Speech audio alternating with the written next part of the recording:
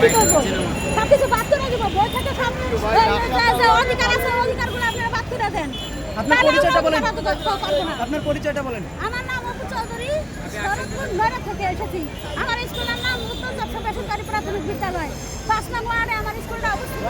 ওখানে আর কোনো স্কুল নেই, শুধু আমার স্কুলটাই বেসরকারি। আর ওখানে আর কোনো শিক্ষা প্রতিষ্ঠান নাই। 3টা বড় বড় গ্রাম। ওখানে আমার স্কুলে 207 জন বাচ্চা লেখাপড়া করে। ওখানে এই 13 সালের থেকে আমরা বঞ্চিত হয়েছি। অনেকবার আন্দোলন করছি, আন্দোলনের কোনো ফলাফল হয় নাই। বিগত সরকারের দ্বারা বঞ্চিত হয়েছি। বর্তমানে এই যে এখানে আমরা 25 দিন ধরে আন্দোলন করতেছি। এখন আচ্ছা, আজকে আপনাদের সাথে মূলত কি ঘটেছিল আর কি হয়েছে? কি হয়েছে, আমরা ওই পদযাত্রা করে প্রধান উপদেষ্টার কাছে আমরা রওনা দিয়েছিলাম। তখন আমাদের জল কামান দিয়ে একটু ঢুকাই দিয়েছে। তারপরে আমাদের লাঠি পেটা করছে, আমাদের ব্যানার হয়ে গেছে, আমাদের এক একজনকে ধরছে। আপনারা কতজন আহত হয়েছেন আনুমানিক?